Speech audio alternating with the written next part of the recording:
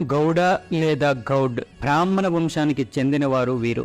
గౌడ చరిత్ర ప్రకారం వీరి మూల పురుషుడు కౌండిన్య మహర్షి. అలాగే పరశురాముడు కూడా కౌండిన్య వంశంలోనే వాడే కాబట్టి ఉత్తర భారతానికి చెందిన గౌడ సరస్వతి బ్రాహ్మణులు పరశురాముణ్ణి వారి దైవంగా కొలుస్తారు. వీరికి పూర్వకాలంలో ఉపనయ సంస్కారములు వేదాధికారము కలదు. కానీ కాలక్రమేణా కొన్ని చారిత్రక కారణాల రీత్యా వీరు బ్రాహ్మణ స్థాయిని కోల్పోయారు. వీరే ప్రస్తుతం కొన్ని రాష్ట్రాలలో క్షత్రియ స్థాయిని, ఇంకొన్ని రాష్ట్రాలలో బ్రాహ్మణ స్థాయిని కలిగి ఉన్నారు. అంటే సారస్వత బ్రాహ్మణులుగా, గౌడ్ క్షత్రియులుగా, జైస్వాల్, సౌండి అనే వైశ్యులుగా కూడా విభజింపబడ్డారు. మరికొన్ని రాష్ట్రాలలో సాధారణ కల్లుగీత కార్మికులుగా కూడా ఉన్నారు. ఎక్కువగా మన తెలంగాణలో వీరిని కల్లుగీత కార్మికులుగానే చూస్తారు. వీరి ఆరాధ్య దైవం శివుడు, విష్ణువు, ఆదిశక్తి రేణుకాదేవి. వీరి వంశం వాడే అత్రి మహాముని. అతని వారసులే పంచగౌడులు. పంచగౌడులు అనగా పంచ ఋషులు. వారు క్రమంగా అత్రి మహర్షి నుండి మొదలై కౌండిన్యుడితో ప్రాచుర్యంలోకి వచ్చి కౌండిన్యుని వంశవృక్షమే నేడు దేశం మొత్తం శాఖోపశాఖలుగా విస్తరింపబడ్డారు. గౌడ చరిత్రలోకి వెళ్తే బెంగాల్లో గౌడ ప్రాంతం భారతదేశంలో ఒకప్పుడు రాజ్యంగా ఉండేది. 1947లో భారత స్వాతంత్రం తరువాత పశ్చిమ బెంగాల్ను ఆధునిక రాష్ట్రంగా ఏర్పరచడానికి మరొక రాష్ట్రంతో విలీనం చేయబడింది. గుప్తా, పాల, సేన, టర్క్స్, మొఘల్ దాడుల వలన పశ్చిమ బెంగాల్ నుండి గౌడ ప్రజలు గౌడ రాజ్యం నుండి దక్షిణ భారతదేశం వైపు వలస వెళ్లారు. గుప్తుల దండయాత్రలతో విసిగిన గౌడ ప్రజలు పశ్చిమ బెంగాల్ దక్షిణ భాగం వైపు ఒరిస్సా గుండా ఆంధ్రప్రదేశ్, తెలంగాణ, తమిళనాడు, కేరళ, కర్ణాటక వైపు అంతటా వ్యాపించి వెళ్లారు. వీరిలో ప్రముఖుడు శశాంక. ఇతడు సామాన్య శకం 630 నుంచి 637 వరకు బెంగాల్ మొట్టమొదటి గౌడరాజు. ఒరిస్సాలోని చిల్కా సరస్సు వరకు తన భూభాగాన్ని విస్తరించి తన మరణం వరకు గుప్తులను ఓడించి కర్ణాసువరం వద్ద తన రాజధానిని స్థాపించాడు. ఉత్తర భారతదేశంలోని హర్షవర్ధనుడి ద్వారా మళ్లీ గౌడ సామ్రాజ్యం దండయాత్రలకు గురి కావడంతో మళ్లీ దక్షిణ భారతదేశం వైపు గౌడ ప్రజలు బలవంతంగా వలస వెళ్లడం జరిగింది. పశ్చిమ బెంగాల్ ప్రస్తుత మాల్డా జిల్లా, ఉత్తర బెంగాల్ గేట్వే ఒకప్పుడు గౌర్ బంగ్లా రాజధాని. గురుపూర అనే నగరం గౌడ నగరంగా గుర్తింపబడింది.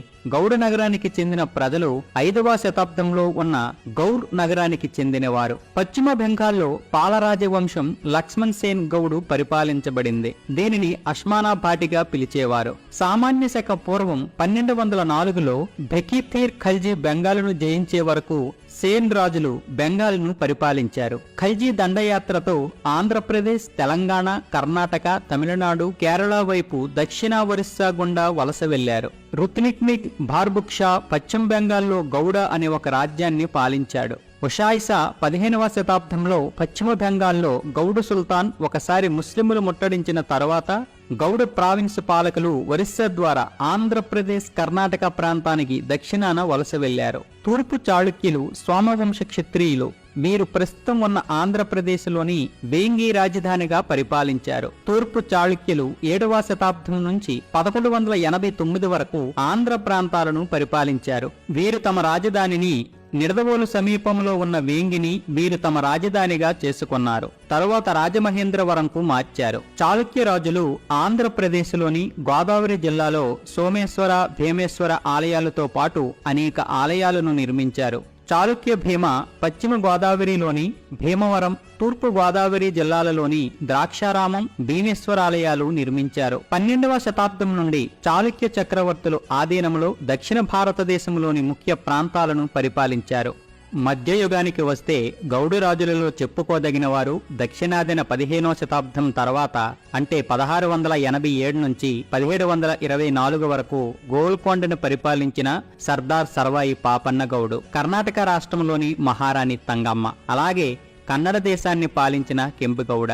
ఈయన 1510 నుంచి 1570 మధ్య కాలంలో జీవించాడు. భారతదేశంలో ప్రముఖ నగరమైన బెంగళూరు ఈయన స్థాపించినదే. కెంపుగౌడ వంశీకులు 18వ శతాబ్దం వరకు కర్ణాటక, ఆంధ్రప్రదేశ్లోని ముఖ్య ప్రాంతాలను పరిపాలించారు. గౌడులు కాకతీయ, శ్రీకృష్ణ దేవరాయ పరిపాలన కాలంలో వీర సైనికులుగా కూడా పనిచేశారు. వారిలో ముఖ్యుడు రుద్రమ గౌడు. గౌడులు ప్రస్తుతం కొన్ని రాష్ట్రాలలో క్షత్రియ స్థాయిని, కొన్ని రాష్ట్రాలలో బ్రాహ్మణ, వైశ్య స్థాయిని కలిగి ఉన్నారు. దక్షిణ భారతదేశాన్ని పరిపాలించిన గౌడ వంశ వృక్షాలు చూస్తే కాకతీయ వంశానికి గొప్ప పేరు ప్రఖ్యాతులను తెచ్చిపెట్టిన వీరవనిత రుద్రమదేవి భర్త వీరభద్రుడు కూడా ఈ వంశానికి చెందినవాడే. భట్టి విక్రమార్క మహారాజు చోళుడు ఈ వంశవృక్షానికి చెందినవాడే. చాళుక్యరాజుల వంశవృక్షం, పాండ్యరాజుల వంశవృక్షం కూడా ఈ వంశం నుండి వచ్చినవారే. తాటి చెట్టు గురించి పురాణాల్లోనూ ప్రస్తావించబడింది. తాళపత్ర గ్రంథాలు అనగా తాటి చెట్టు మేలు రకం, తాటి కమ్మలు అని అర్థం. అసలు చరిత్ర అనేది ప్రతిదీ కూడా తాళపత్ర గ్రంథాలపైనే రాయపడింది. పోతులూరి వీర బ్రహ్మేంద్ర స్వామి గారు కాలజ్ఞానము, అన్నమయ్య తిరుమల శ్రీ వెంకటేశ్వర స్వామిని కీర్తిస్తూ 32,000కు పైగా తాళపత్ర గ్రంథాలపైన కీర్తనలు రచించాడు. ఇక కళ్ళు చరిత్ర చాలా పురాణాల్లోనూ అమృతం అని, సురాపానకం అనే పేరుతో ప్రస్తావించబడింది.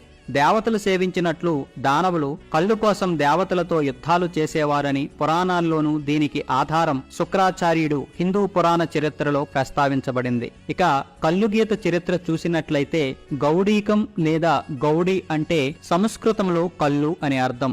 ఆది శంకరాచార్యులకు ముందు బ్రాహ్మణులు యజ్ఞయాగాదులలో పశుబలి చేసి గౌడీకం చేవించేవారు. ఆ ప్రక్రియని పూర్వమీమాంస పద్ధతి అని అంటారు. ఋగ్వేదం ప్రకారం దేవతలను సంతృప్తి పరిచేందుకు చేసే క్రతువు అది. యజ్ఞయాగాదులకు సరిపడా గౌడీకం సరఫరా చేసే బ్రాహ్మణులైన శ్రీ కౌండిన్యముని వారసులైన వారే నేటి గౌడ కులస్థులు. ఆది శంకరాచార్యుల వారు హిందూ మత పునరుద్ధరణలో భాగంగా యజ్ఞయాగాదుల క్రతువులలో ఉపయోగించే పూర్వమీమాంస పద్ధతిని తిరస్కరించి ఉత్తరమీమాంస అనే శుద్ధ శాకాహార క్రతువు అనే పద్ధతిని ప్రవేశపెట్టడంతో గౌడీకం సరఫరా చేసే గౌడ బ్రాహ్మణులు తమ వృత్తిని కోల్పోయారు. కొందరు గౌడ బ్రాహ్మణులు మాత్రం తమ కుటుంబ జీవనోపాధి కోసం శూద్రులకు గౌడీకం సరఫరా చేయడంతో తమ బ్రాహ్మణ తత్వాన్ని వదిలి శూద్రవర్ణంలో కలిసిపోయారు. అప్పటి నుండి గౌడీకం అనే పదం ఎప్పుడైతే సామాన్యులకు చేరువైందో సంస్కృత పదమైన గౌడీకం అనే పదం భ్రష్టు చెంది కాలక్రమేణా కౌడీకం, గౌడికం, కౌలీకం,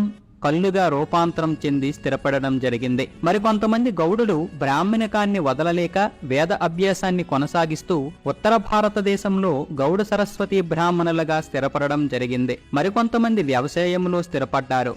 వారే నేటి కర్ణాటకకు చెందిన ఒక్కలిగ గౌడెలు. కాలక్రమేణా వ్యవసాయం చేసి మోతుబరి రైతుగా ఎదిగిన వారిని వారి పూర్వనామం అయిన గౌడ అనే పేరునే గౌరవార్థనామంగా జనం పిలిచేవారు. అలా గౌడ అనే పదం కాలక్రమేణా ఊరి పెద్ద అనే భావంలో స్థిరపడడం జరిగింది. దీనికి ఆధారంగా మౌర్యుల కాలం నుండి గౌడ అనే పేరుతో గ్రామాధికారులు ఉండేవారు. గ్రామ మునసబగిరి లాంటి పదవులు అవి. కాలక్రమంలో గౌడ అనే పదం ప్రాకృతంలోకి వెళ్లి అక్కడ నుండి వాడుకలో గావని, గాని, గౌని, గోని అనే రూపాలు సంతరించుకుంది.